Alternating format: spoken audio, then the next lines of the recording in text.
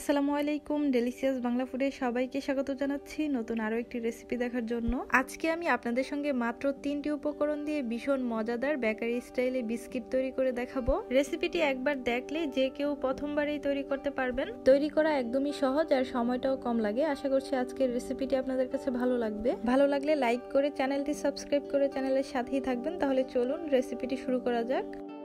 সবার প্রথমে বড় একটা মিক্সিং বোলের উপরে একটা চালনি নিয়ে এর মধ্যে আমি 1 কাপ ময়দা দিয়ে দিচ্ছি। আপনারা চাইলে ময়দার পরিবর্তে আটাও দিতে পারবেন। এবার আমি ময়দাটাকে একটু চেলে নিচ্ছি।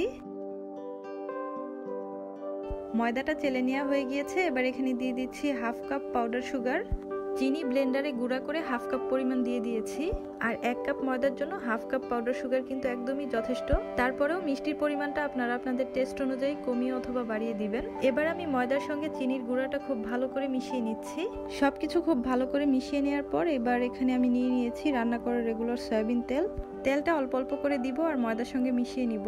প্রথমে আমি একটা স্প্যাচুলা দিয়ে মিশিয়ে নিচ্ছি, পরে আবার হাত দিয়ে মিশিয়ে নিব। আর তেলের পরিমাণটা ঠিক কতটুকু লাগবে ডোটা মাখানোর পর আমি আপনাদেরকে বলে দিচ্ছি। এবার আমি স্প্যাচুলাটা সরিয়ে হাত দিয়ে ভালো করে মেখে নিব।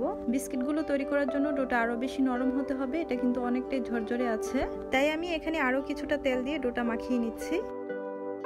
তো দেখতেই পাচ্ছেন ডোটা কিন্তু এখন আর ঝরঝরে নেই, অনেকটাই টাইট হয়ে গিয়েছে। আর এই ডোটা তৈরি করতে আমার 120 ml মানে 1/2 কাপ পরিমাণ তেল লেগেছে। এবার আমি বিস্কিটগুলো তৈরি করে নিব। তার জন্য হাতটা ধুয়ে সামান্য তেল মাখিয়ে নিয়েছি। এবার এই ডো থেকে অল্প অল্প নিয়ে প্রথমে হাত দিয়ে প্রেস করে গোল বল তৈরি করে নিচ্ছি। তারপর দুই হাতের তালুতে নিয়ে একটু চেপে চ্যাপটা করে গোল গোল বিস্কিট তৈরি করে নিচ্ছি। আর দেখতেই পাচ্ছেন বিস্কিটটা কত স্মুথ ভাবে তৈরি হয়েছে, একটুও ফেটে যায়নি। ডোটা যদি এরকম পারফেক্ট ভাবে তৈরি করতে পারেন তাহলে কিন্তু বিস্কিটগুলো একটুও ফাটবে না।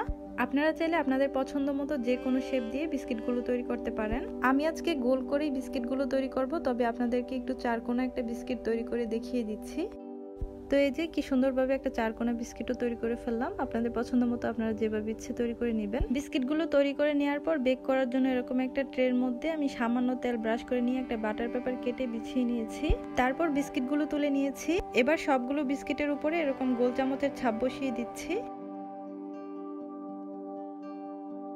এবার সবগুলো বিস্কিটের মাঝ বরাবর একটা করে কিশমিশ দিয়ে দিচ্ছি। আপনারা চাইলে এখানে বাদাম, চেরি ফল অথবা মোরব্বা দিতে পারেন। যদি কোনোটাই না থাকে তাহলে টোটালি স্কিপ করবেন। লম্বা দুইটার মাঝখানেও কিশমিশ দিয়ে দিলাম। এবার এই বিস্কিটগুলো চুলায় বেক করে নিব। তার জন্য 10 মিনিট আগে থেকে চুলায় একটা হাঁড়ি বসিয়ে 10 মিনিট ফ্রি হিট করে নিয়েছিলাম। এবার একটা স্ট্যান্ড বসিয়ে দিয়ে এর মধ্যে আমি ট্রেটা বসিয়ে দিচ্ছি। অনেকে এখানে বালি লবণ দিয়ে বেক করে থাকেন, তবে আমি আজকে কিছুই দিব না, শুধু একটা স্ট্যান্ডের উপর বসিয়ে দিলাম। এবার একটা সিলভারের ঢাকনা দিয়ে ডেকে চুলার আঁচটা লোয়ের চেয়ে একটু বাড়িয়ে দিয়ে 30 থেকে 35 মিনিট বেক করে নিব। আপনারা চাইলে কাচের ঢাকনা দিয়েও ডাকতে পারেন, তবে সিলভারের ঢাকনা দিয়ে তাপটা অনেক বেশি হয়। ফিরে আসলাম 35 মিনিট পর। আর দেখতেই পাচ্ছেন বিস্কিটগুলো আগের তুলনায় অনেকটা বড় হয়ে গিয়েছে। এবার এগুলো ঠান্ডা হয়ে যাওয়ার পর চুলা থেকে নামিয়ে নিব।